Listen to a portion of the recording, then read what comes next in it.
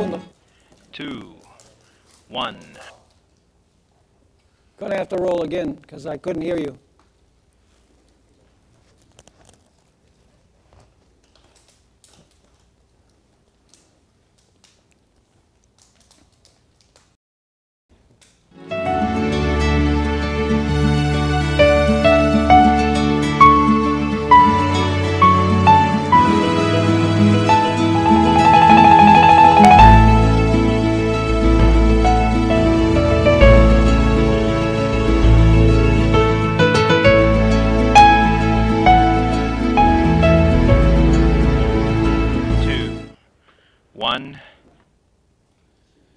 Saludos muy cordiales, mis queridos hermanos y hermanas. Qué bueno verles aquí de nuevo para continuar nuestro estudio sobre los 144,000.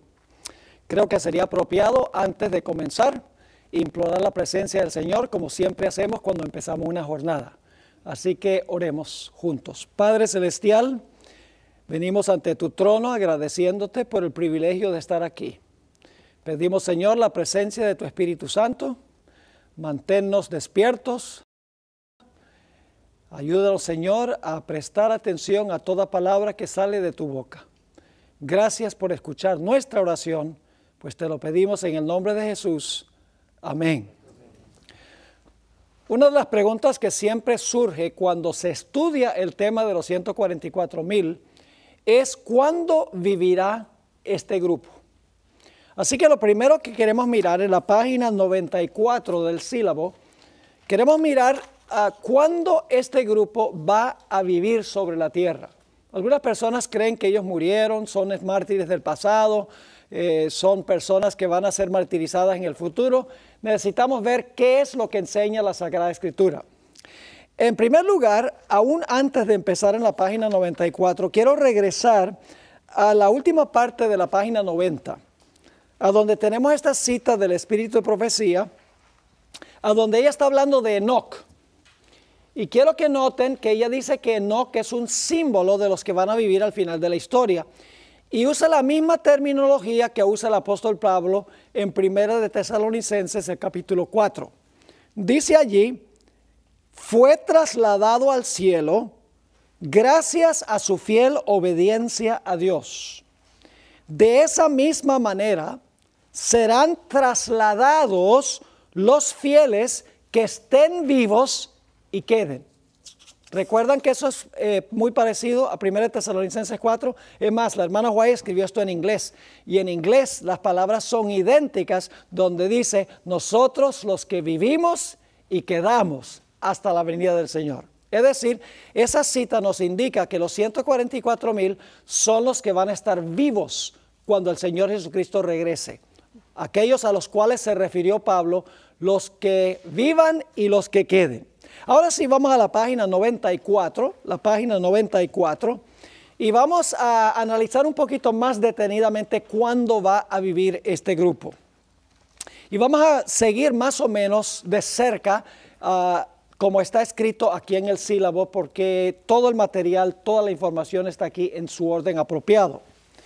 El libro de Apocalipsis deja muy en claro que los 144,000 estarán vivos cuando el Señor Jesucristo regrese en poder y gloria. Como mencioné, son los que el apóstol Pablo mencionó en 1 Tesalonicenses 4, los que viven y los que quedan. Pero no solamente dependemos de lo que dice Pablo y de lo que dice la hermana White. Además de eso, el libro de Apocalipsis deja muy en claro que los 144,000 estarán vivos en la crisis final. Pasarán por el tiempo de angustia y serán libertados cuando el Señor Jesucristo regrese en poder y gloria. En Apocalipsis 13, 11 al 18, yendo al sílabo, se describe la crisis final, cuando la mayoría del mundo adorará a la bestia, a su imagen, y recibirá la marca. Ustedes saben, en esos versículos se menciona la bestia, su imagen y su marca. Claramente, en este pasaje, cuando habla de la bestia, su imagen y su marca, está hablando de eventos que se realizan al mero final de la historia. Ahora quiero que noten esto. Después de Apocalipsis 13, 11 al 18, inmediatamente después en el siguiente capítulo, capítulo 14 y el versículo 1, se encuentran los 144,000 victoriosos sobre el monte de Sión. Es decir, estos que están parados sobre el monte de Sión fueron los que pasaron por el problema de la bestia, su imagen y su marca en los versículos anteriores. ¿Me están entendiendo ese punto? Ahora, en Apocalipsis 6, 14 al 16, se describe la segunda venida de Jesús. Hacia el final de este glorioso evento, en el versículo 17 se hace la pregunta, porque el gran día de su ira ha venido, ¿y quién podrá mantenerse en pie? Es decir, cuando el Señor Jesucristo venga, ¿quién podrá estar firme? Traducen algunas versiones. ¿Dónde esperaríamos encontrar la respuesta a esa pregunta?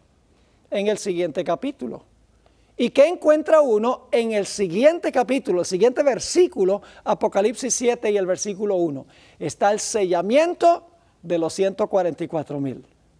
Es decir, nuevamente encontramos, se hace la pregunta, ¿quién podrá estar firme cuando Jesús venga?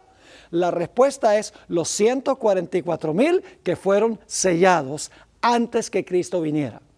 Claramente entonces, la Biblia nos enseña que los 144,000 estarán vivos en la crisis final.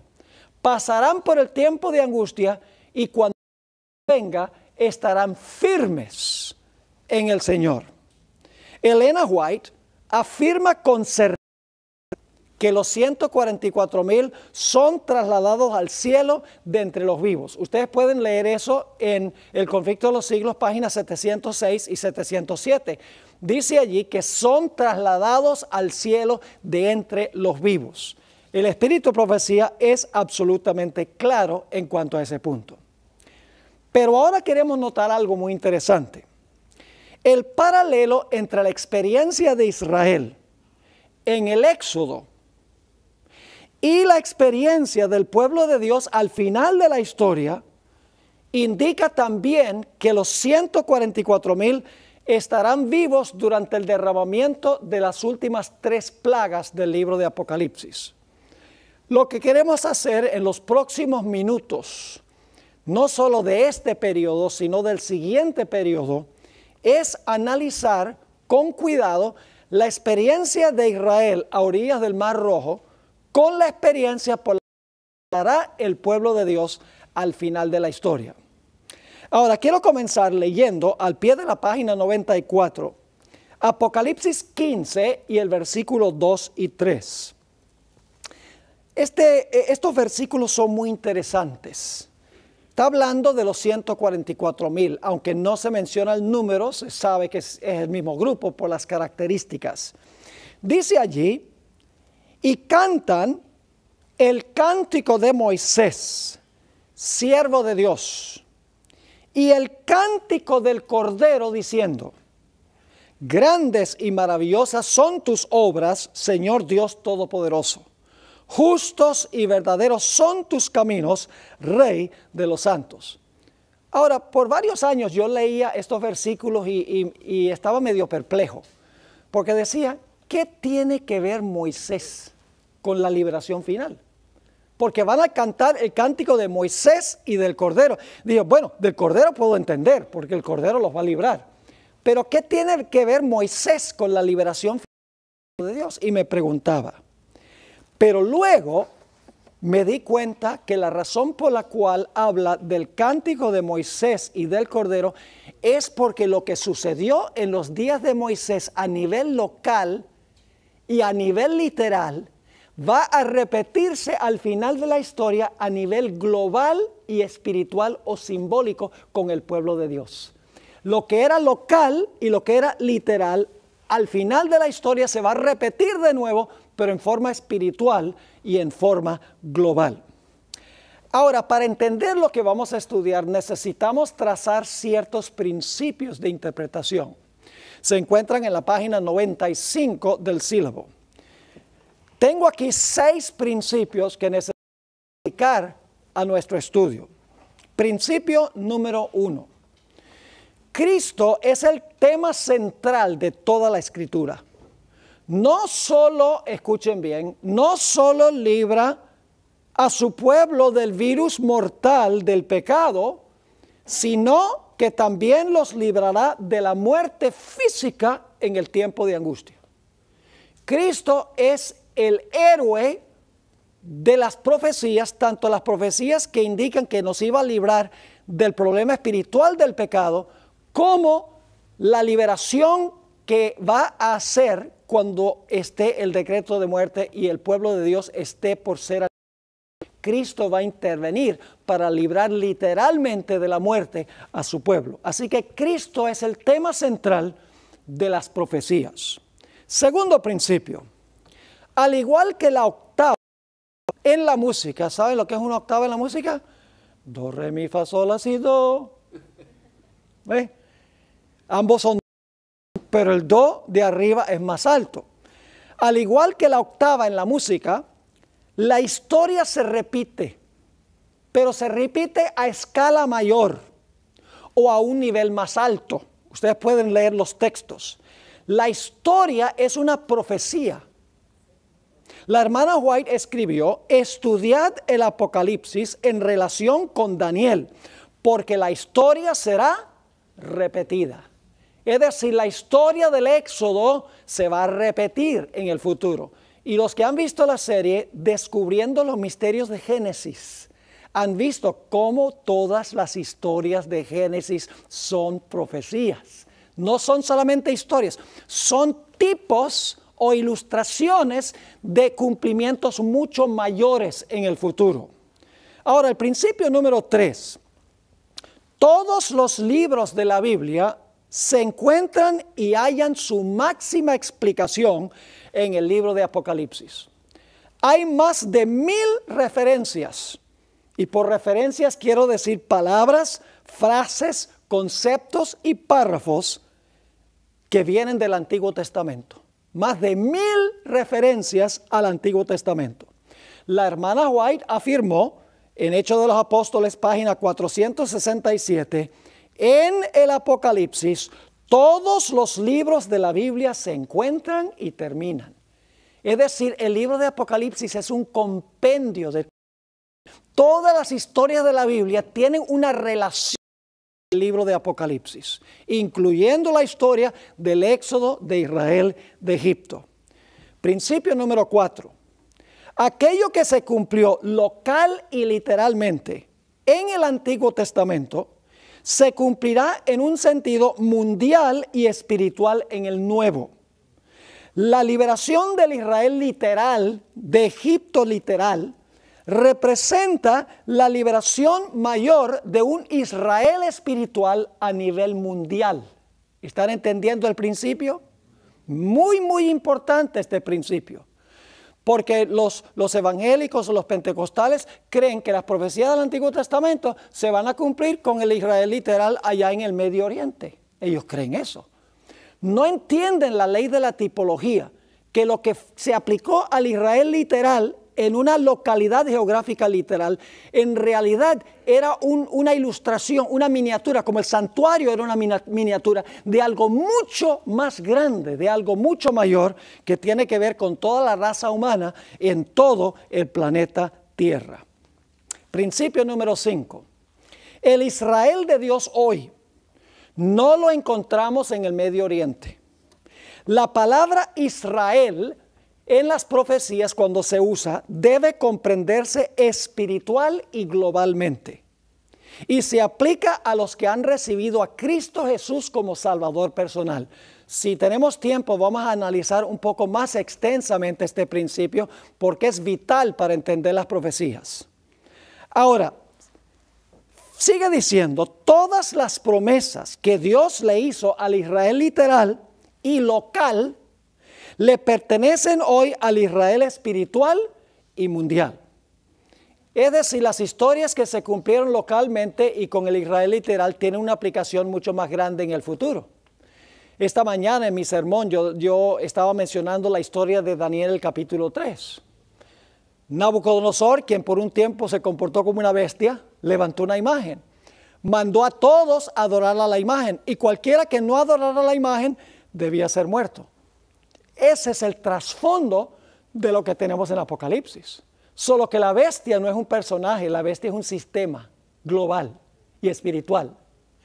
Encontramos que Babilonia no es literal, es espiritual y mundial.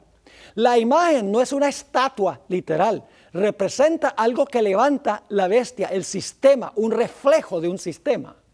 La marca no es un tatuaje, es una marca espiritual. Es decir, que lo que fue literal con Israel y local con Israel debe entenderse con el Israel espiritual a nivel mundial. Ese es el principio número 5. El principio número 6 es que la Biblia es su propio intérprete. Lo que significa esto es que el Espíritu Santo, escuchen bien, colocó en la Biblia todo lo que necesitamos para entender la Biblia. No tenemos que depender de eruditos ni de comentarios. Todo lo que se necesita para explicar algún texto en la Biblia se encuentra en otro sitio de la Biblia. No es indispensable depender de los eruditos para comprender la palabra. Damos gracias a Dios por los eruditos, pero no son indispensables. Con oración, el Espíritu Santo puede enseñarnos cómo conectar los diversos textos de la Biblia. Esos son los principios que vamos a aplicar en nuestro estudio. El libro de Apocalipsis describe 7 plagas devastadoras sobre la tierra después de cerrarse la puerta de la gracia. Recuerden, las plagas caen después que se cierra la puerta de la gracia, cuando ya no hay más oportunidad de salvación, porque son el derramamiento de la ira de Dios sin mezcla de misericordia. Estas plagas harán que el planeta regrese a la condición en que se encontraba antes de la semana de la creación.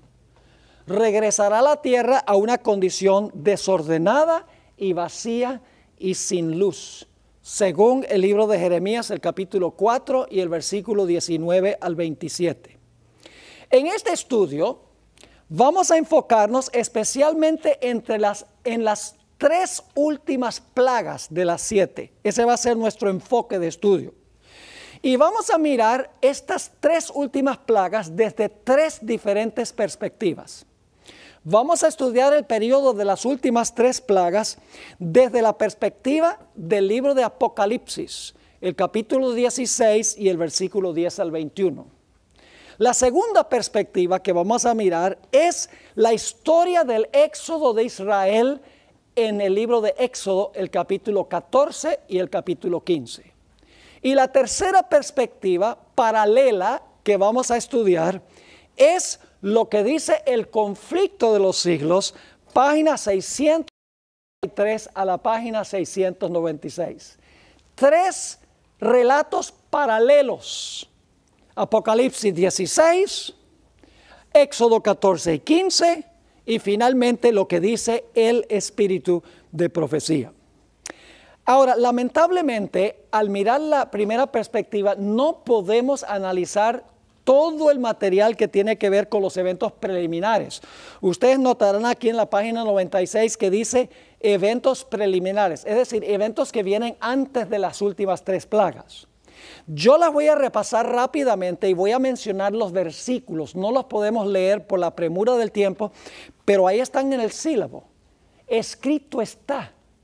Quiere decir que entonces pueden llevar el sílabo y pueden buscar los textos y pueden ampliar el conocimiento. Aquí no estamos para estudiarlo todo, aquí estamos para dar ideas para que entonces regresen a sus casas y continúen estudiando por ustedes mismos. Porque ustedes tienen que mirar a ver si lo que yo estoy diciendo es la verdad. Tienen que estudiarlo. No importa quién se pare aquí. Tienen que estudiarlo por su cuenta y tienen que ver si cuadra con lo que dice la Escritura. Así que voy a mencionar varios eventos preliminares y lo voy a hacer rápidamente mencionando nada más las fuentes. En primer lugar, poco antes de cerrarse la puerta de la gracia, el pueblo de Dios se encontrará en cruel servidumbre. Es decir, el pueblo de Dios va a perder su libertad religiosa. Y algunos serán martirizados por no adorar a la bestia y a su imagen. quiero hacer claro que antes que se cierre la puerta de la gracia, cuando venga la prueba sobre la bestia, su imagen y su marca, va a haber mártires. Va a haber gente que va a morir. Los tribunales los van a condenar a muerte. Pero después del cierre de gracia, no perecerá ningún hijo de Dios. Cuando se cierre la puerta, ya el pueblo de Dios está seguro, está sellado. Ahora, necesitamos notar que el que va a tener al pueblo de Dios en cruel servidumbre es Satanás, quien odia a los que guardan los mandamientos de Dios y tienen el testimonio de Jesucristo. Apocalipsis 12 describe esa ira final del dragón. Dice que el dragón se airó contra la mujer y se fue a hacer guerra contra el remanente de la simiente de ella, los cuales guardan los mandamientos de Dios y tienen el testimonio de Jesucristo. El gran dragón es el que va a odiar al pueblo de Dios. El siguiente evento es que el pueblo de Dios levantará un fuerte clamor contra Babilonia. Ese fuerte clamor se encuentra en Apocalipsis 18 y los versículos 1 al 5. Y en ese llamado se invitará al pueblo de Dios a salir de Babilonia, a salir de los sistemas religiosos apóstatas. El siguiente evento es que el fuerte clamor levantará la ira del mundo contra el remanente de Dios. Se reunirá la religión apóstata con el poder civil para perseguir a los que proclaman el mensaje. Ustedes pueden ver eso en los textos que tenemos aquí. Apocalipsis 12, 17, Apocalipsis 13, 15, Apocalipsis 17, 16, Apocalipsis 18, el versículo 3, el versículo 20 y el versículo 24. Se le llama el vino del furor de su ira. Es un vino, falsas doctrinas es el vino que produce un furor contra aquellas personas que no están dispuestas de beber el vino de las falsedades de Babilonia. Próximo punto, la ira aumentará aún más porque habrá una serie de desastres en la naturaleza y en el mundo social. Babilonia acusará al remanente de causar estos males. La ira, el siguiente punto, eso está en Mateo 24, 6 al 8. La ira se deberá al hecho de que el pueblo de Dios insiste en ¿qué? Insiste en guardar el sábado, que es el sello de Dios. Mientras que en contraste los integrantes de Babilonia están guardando ¿qué cosa? El día del sol, que es la marca de la bestia. Ahora, quiero que noten también que con el mensaje que proclamará el pueblo de Dios, se realizarán grandes y poderosos milagros por parte del pueblo de Dios. Dice allí en el Conflicto de los Siglos, página 670, vendrán siervos de Dios. Esto está en el capítulo, el mensaje final de Dios, que es el mensaje de Apocalipsis 18. Vendrán siervos de Dios con semblantes iluminados y resplandecientes de santa consagración. Y se apresurarán de lugar en lugar para proclamar el mensaje celestial. Miles de voces predicarán el mensaje por toda la tierra. ¿Se realizarán qué cosa? Se realizarán milagros. Los enfermos sanarán y signos y prodigios seguirán a los creyentes. Quiero que recuerden todos estos detalles porque cuando estudiemos la historia de Israel vamos a conseguir exactamente lo mismo en los días de Moisés. Pero Satanás también va a hacer milagros. Dice ahí en el Conflicto de los Siglos, página 670, Satanás también efectuará sus falsos milagros. Yo pregunto, ¿eso fue lo que pasó en Egipto? ¿Hubo verdaderos milagros y falsos milagros? Claro. Dice, Satanás también efectuará sus falsos milagros, al punto de hacer caer fuego del cielo a la vista de los hombres.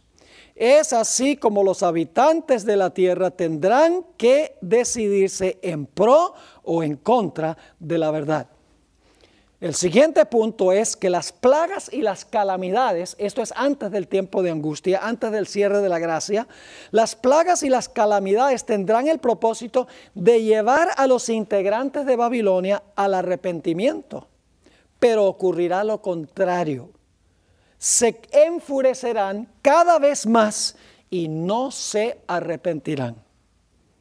El mensaje final dividirá al mundo en dos grupos. Unos recibirán el sello protectivo de Dios, Apocalipsis 7 y el versículo 1 al 8.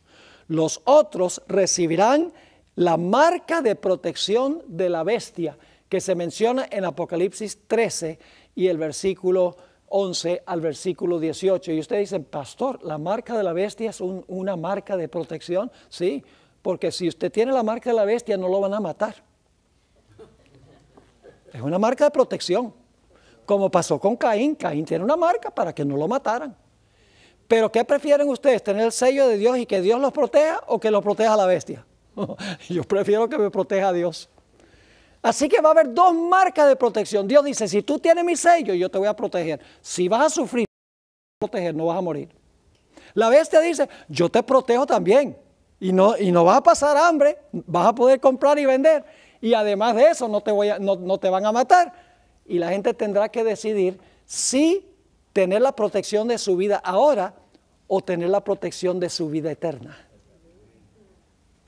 Finalmente Dios retirará su rostro de los impíos y se cerrará la puerta de la gracia. Eso está en Apocalipsis 15 y el versículo 5 al 8. Y luego después vienen las primeras 4 plagas de Apocalipsis, que colman la ira de Babilonia contra el pueblo de Dios. Ahora, permítame decir algo sobre las primeras 4 plagas.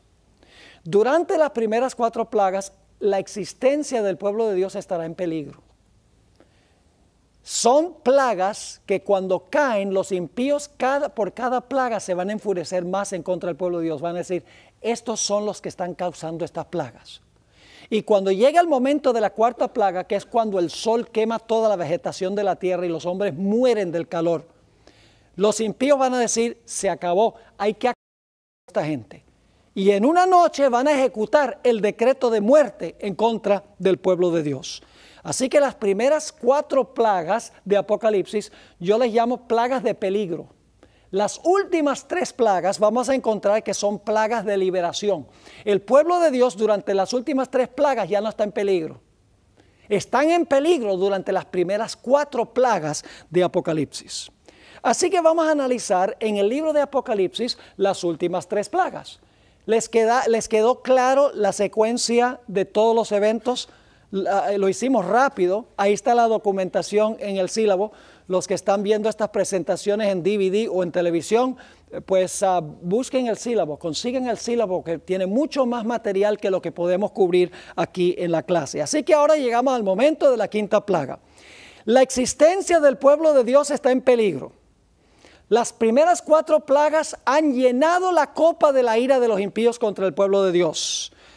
Y entonces cae sobre la tierra, cuando están por ejecutar el decreto de muerte, cae sobre la tierra la 5ª plaga. Se encuentra en Apocalipsis 16 y el versículo 10 y 11. Dice allí, el 5º ángel derramó su copa sobre el trono de la bestia. Es el lugar desde el cual gobierna la bestia, ¿verdad? Desde el trono de la bestia. Y ahora, ¿qué pasa cuando la plaga cae sobre el trono de la bestia? Dice que su ¿qué? Cae sobre el trono, pero el resultado es que todo su reino se cubrió ¿de qué? De tinieblas. Y ahora fíjense qué interesante, dice, y se mordían de dolor sus lenguas. La oscuridad causa que los impíos ahora hagan ¿qué cosa? Se muerdan las lenguas de dolor. Y versículo 11, y blasfemaron contra el Dios del cielo, por sus dolores y por sus úlceras, y no se arrepintieron de sus obras. Así que los puntos claves son una oscuridad tenebrosa, global, que cae sobre el reino, que cae sobre el trono de la bestia. El reino se llena de oscuridad y los seguidores se llenan de llagas en sus bocas y de humo. Ahora, ¿cuáles son los detalles importantes de la 5ª plaga? La bestia, esto es muy importante, esto cae sobre la bestia. La bestia que se nombra en la 6ª plaga y en la 5ª plaga es la misma Apocalipsis 13, 1 al 10. es la misma bestia, o como se le llama, el cuerno pequeño de Daniel 7. Es el mismo poder que persiguió a los santos de Dios. Es el mismo poder que habló blasfemias contra Dios. Es el mismo poder que pensó que podía cambiar la ley de Dios. Es el mismo poder que en el pasado gobernó por 1260 años. Yo pregunto, ¿qué poder es ese que se describe como la bestia? Los que han estudiado las profecías saben que la bestia o el cuerno pequeño es un símbolo de Roma papal. Es decir, esta plaga va a caer sobre el papado, sobre el trono de la bestia. Ahora yo pregunto, ¿a dónde tiene este sistema su trono? Su trono es el lugar desde el cual gobierna. ¿Desde dónde gobierna este poder?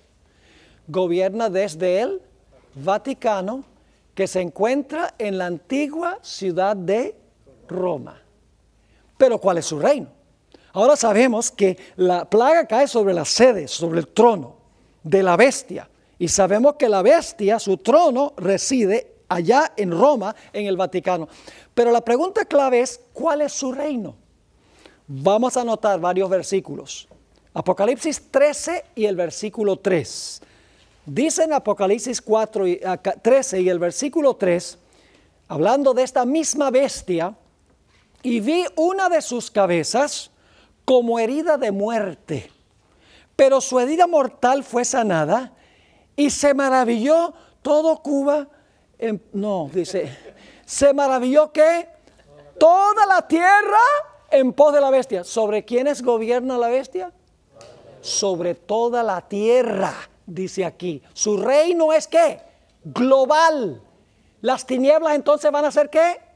Globales, exactamente. Fíjense, Apocalipsis 13:7 también dice cuál es el reino de la bestia. Dice allí, hablando de la bestia, se le permitió hacer guerra contra los santos y vencerlos. También se le dio autoridad sobre,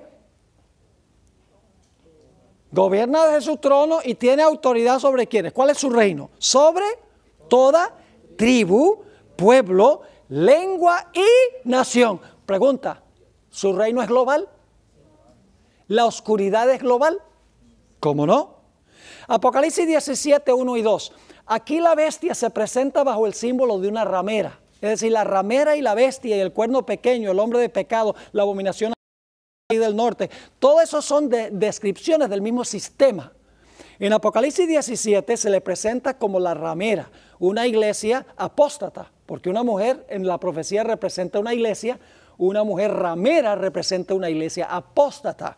Y fíjense a dónde se sienta esta ramera. Se sienta significa que gobierna, ¿verdad que sí? Dice allí en el versículo 1, vino entonces uno de los 7 ángeles que tenía las 7 copas y habló conmigo diciéndome, ven acá y te mostraré la sentencia contra la gran ramera, la cual está sentada sobre ¿qué? Sobre muchas aguas. Interesante. ¿Y qué son las aguas sobre las cuales se sienta la ramera para gobernar sobre ellas? El versículo 15 lo dice, Apocalipsis 17, 15 dice, me dijo también, las aguas que has visto donde la ramera se sienta son pueblos, muchedumbres, naciones y lenguas. Yo pregunto, la bestia gobierna desde un centro, desde su trono que queda en Roma, pero ¿cuál es su reino?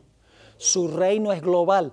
Y si las tinieblas caen sobre el reino de la bestia, significa que las tinieblas van a cubrir ¿qué?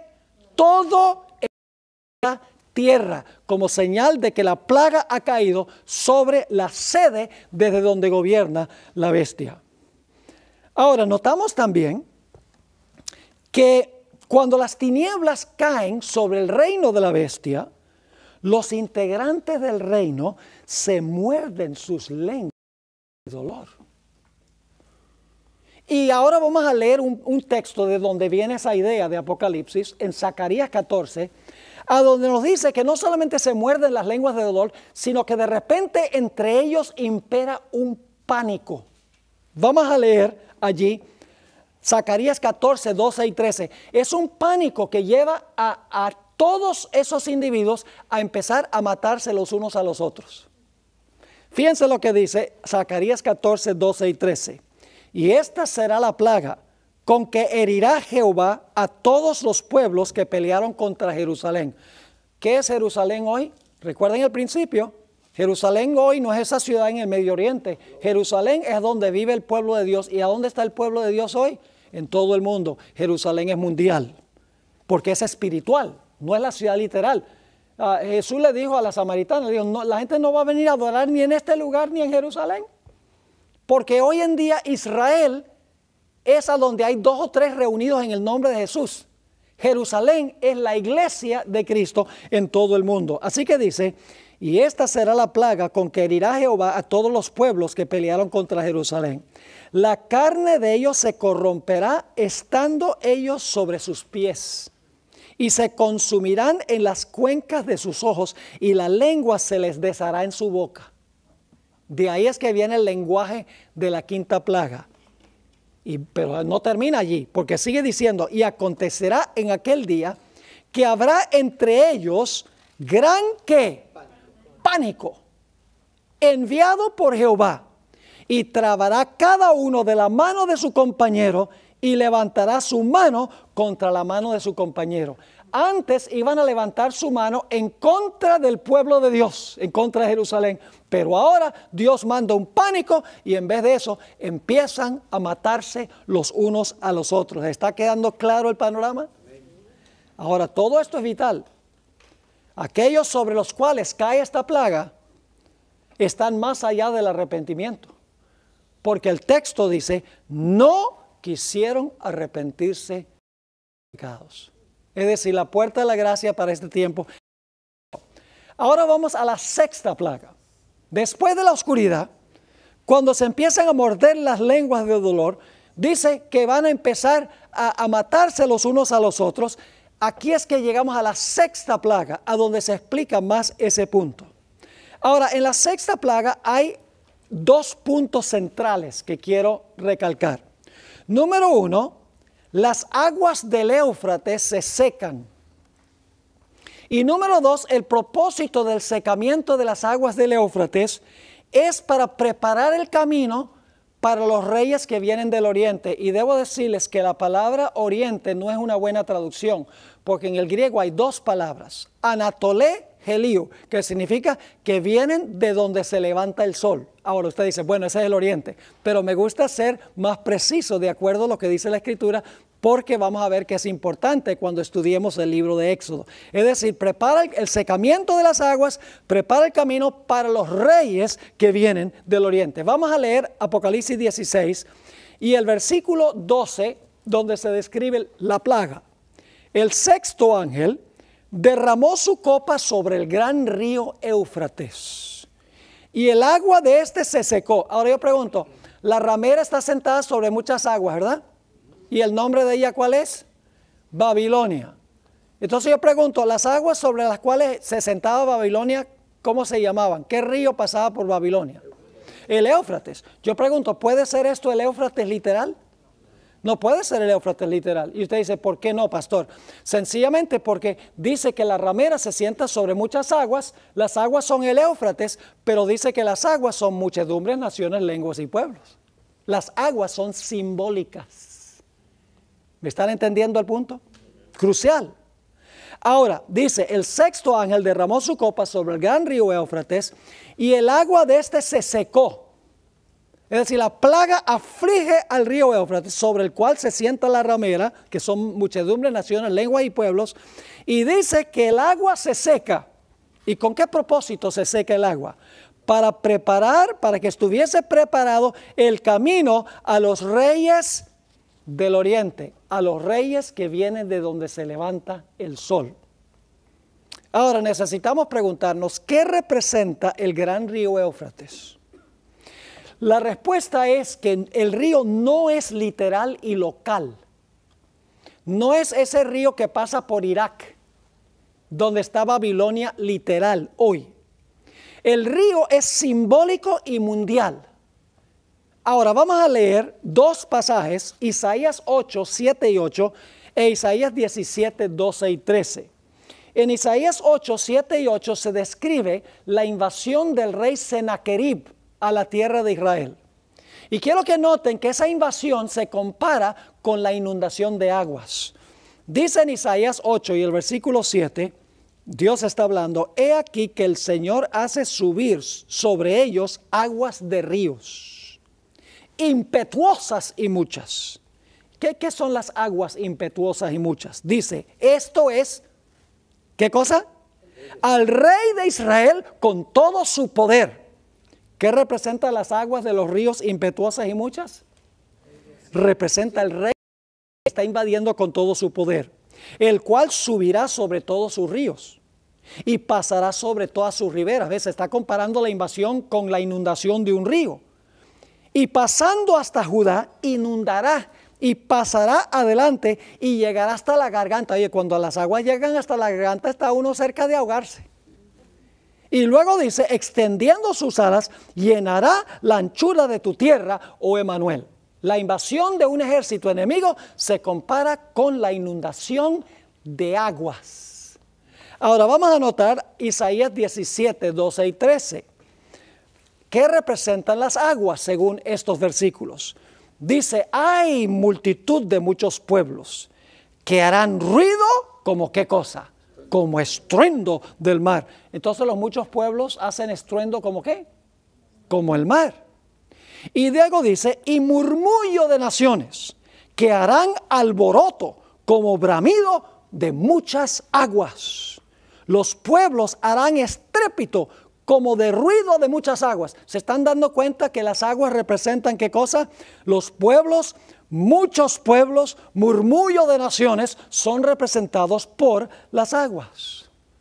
Es decir, las aguas sobre las cuales se sienta Babilonia no son aguas literales. Son muchedumbres, naciones, lenguas y pueblos. Es terminología simbólica. Ahora, ¿qué significará el secamiento del Éufrates, el secamiento de las aguas? ¿Y quiénes son los reyes que vienen del oriente? Necesitamos estudiar una historia del Antiguo Testamento como trasfondo para entender esto. En la página 100 de su sílabo tenemos, y esto es corto porque este es otro trasfondo y no tenemos tiempo de cubrir todo este trasfondo. Pero para poder contestar estas preguntas en cuanto a qué es el secamiento del Éufrates y quiénes son los reyes que vienen del oriente, necesitamos regresar a la liberación de Israel de Babilonia en los días de Ciro y Darío, reyes persas. Noten lo que dice en Jeremías, el capítulo, bueno, las fuentes son Jeremías 50 y 51, Isaías 41, y los historiadores griegos, Genofonte y Heródoto, que vivieron cerca de ese tiempo, describen qué fue lo que pasó para que cayera Babilonia la noche que Belsasar estaba celebrando su banquete. Recuerdan que estaban tomando vino en los vasos sagrados y vino la escritura sobre la pared. En todas estas fuentes se describe la caída de Babilonia. Ahora, vamos a notar los detalles. El río Éufrates, literal, era el mayor baluarte de la Babilonia antigua. Pero si alguien secaba las aguas del río, el río se convertiría en su mayor debilidad. Babilonia estaba practicando idolatría y falsa adoración y estaba bebiendo vino la noche de su caída. Todo esto es literal. Estaba tomando vino literal, estaba adorando ídolos literales, estaba practicando falsa adoración. Estaba la ciudad literal, sentada sobre el río Éufrates literal, ¿ve? Porque en el Antiguo Testamento todo es literal. Y luego vino Ciro con sus ejércitos, del norte y del oriente, de donde se levanta el sol. Ciro significa el sol, interesante. Vino del oriente y ¿qué hizo Ciro? Secó el río, desviándolo de su cauce a unos canales que se habían construido fuera de la ciudad. Ahora, cuando se secaron las aguas del Éufrates, lo que había sido la mayor fuente de seguridad para la ciudad, ahora llegó a ser su mayor debilidad, porque Ciro y sus ejércitos entraron por el cauce seco del río Éufrates y Babilonia cayó y el pueblo de Dios fue librado para que pudiera regresar a su patria, a la ciudad de Jerusalén. Eso es lo que está en el trasfondo de esta sexta plaga, el secamiento del Éufrates para preparar el camino de los reyes del oriente para librar al pueblo de Dios. Ahora, este punto se amplía globalmente y simbólicamente en Apocalipsis 17. En Apocalipsis 17, si notan el versículo 1, dice, vino en uno de los 7 ángeles que tenía las 7 copas. Es decir, viene a Juan, uno de los ángeles que tenía una de las 7 copas. Las 7 copas están en el capítulo anterior. Se mencionan en el Apocalipsis 16 todas las 7 plagas en su orden. Y ahora en el capítulo 17 regresa uno de los 7 ángeles para hablar con Juan. Y claro, inmediatamente uno se pregunta, ¿cuál de los 7 vino a hablar otra vez con Juan? ¿Será el que derramó la primera copa? ¿Será el que derramó la tercera? ¿Será el que derramó la quinta plaga? ¿Será el que derramó la séptima plaga? ¿Cuál de los 7 ángeles volvió para hablar con Juan? No cabe duda que era el 6º ángel, el ángel del río Éufrates. El ángel que derramó la plaga sobre el Éufrates que causó que el Éufrates se secara. Vamos a hacernos algunas preguntas y luego buscamos las respuestas. ¿Cuál de los 7 ángeles le habló a Juan en Apocalipsis 17:1? Vamos a ver que fue el 6º ángel que derramó la 6ª copa en el capítulo anterior. Necesitamos preguntarnos, ¿qué representa una ramera en las profecías bíblicas? Simbólicamente, una ramera representa una iglesia que se ha prostituido, una iglesia que ha adulterado la verdad de Dios. ¿Qué significa el hecho que la ramera fornica con los reyes de la tierra? Significa que es una iglesia que se entremezcla con los sistemas políticos del mundo, se entremezcla con los gobernantes civiles, mezcla la iglesia con el Estado. ¿Cuál es el nombre de la ramera? El nombre de la ramera, vamos a encontrar, es Babilonia la Grande. ¿Qué son las aguas sobre las cuales se sienta la ramera? ¿Y qué le harán los reyes con quienes fornicó a la ramera? Vamos a contestar las preguntas. Apocalipsis 17 y el versículo 1 y 2. Vino entonces uno de los 7 ángeles que tenía las 7 copas y habló conmigo diciéndome, ven acá, te mostraré la sentencia contra la gran ramera, la cual está sentada sobre ¿qué? Sobre muchas aguas, con la cual han fornicado los reyes de la tierra. Y los moradores de la tierra se han embriagado con el vino de su fornicación. Así que sabemos que la ramera, un sistema religioso apóstata, se sienta sobre muchas aguas, es decir, gobierna sobre las muchas aguas y fornica con los reyes de la tierra. Tiene relaciones ilícitas con los poderes civiles de la tierra. El nombre de la ramera es Babilonia. Noten Apocalipsis 17, versículo 5. Dice, y en su frente un nombre escrito, un misterio, Babilonia la Grande, la madre de las rameras y de las abominaciones de la tierra. Ahora yo pregunto, ¿Babilonia es esa ciudad que queda allá en Irak o Babilonia aquí es un sistema mundial? Tiene que ser mundial. Y ustedes dicen, ¿por qué? Porque dice que la ramera está sentada sobre muchas aguas y las aguas son muchedumbres, naciones, lenguas y pueblos. Es un río mundial. ¿Están entendiendo cómo se globaliza? Es un río mundial. Pero igual es Babilonia. ¿Qué clase de Babilonia? ¿Literal o espiritual? Es Babilonia espiritual que se sienta sobre un río espiritual que persigue al Israel espiritual. Porque no se puede decir que la ramera es espiritual, Babilonia es espiritual, el río es espiritual, pero Israel es literal. No se puede decir eso. Porque esto se globaliza y se espiritualiza en las profecías. Ahora, ¿qué son las aguas sobre las cuales se sienta? Ya mencionamos eso. Las aguas que has visto donde la ramera se sienta son pueblos, muchedumbres, naciones y lenguas. Yo pregunto, ¿algún día los reyes con los cuales fornicó y las muchedumbres que apoyaron a la ramera se le van a volcar en contra? Oh, sí. Noten Apocalipsis 17 y el versículo 16. Dice, y los 10 cuernos que viste en la bestia estos aborrecerán a la ramera y la dejarán desolada y desnuda y devorarán sus carnes y la quemarán con fuego. Esa es una forma de decir que van a estar bien bravos con ella. Por un rato, la ramera y los reyes están gozando la vida, están cometiendo fornicación y todo va bien, pero llega un momento en que las aguas se le van a secar. Las muchedumbres le van a quitar su apoyo. Y los reyes de la tierra con los cuales fornicaba le van a quitar su apoyo. Y no solo se lo van a quitar, sino que se van a volcar en contra de ella. ¿Están entendiendo el panorama? Ahora, esa es la sexta plaga, el secamiento del reino sobre el cual gobierna este sistema apóstata. Ahora vamos a la séptima plaga. En la séptima plaga ocurren cosas muy interesantes. Los puntos son: se oye la voz de Dios que dice, hecho es. La voz es seguida por un terremoto, truenos, relámpagos y gran precipitación de granizo. Y desaparecen islas y cordilleras. Son los puntos centrales. Vamos a leer los versículos para que ustedes puedan ver estos puntos. El séptimo ángel derramó su copa por el aire y salió una gran voz del templo del cielo del trono diciendo, hecho está. Recuerden los detalles, vamos a volver a ellos. ¿Qué dice la voz? Hecho está. Entonces hubo relámpagos y voces y truenos y un gran temblor de tierra, un terremoto tan grande cual no lo hubo jamás desde que los hombres han estado sobre la tierra.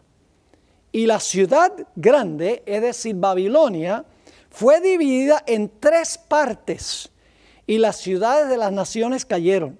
Y la gran Babilonia vino en memoria delante de Dios para darle el cáliz del vino del ardor de su ira.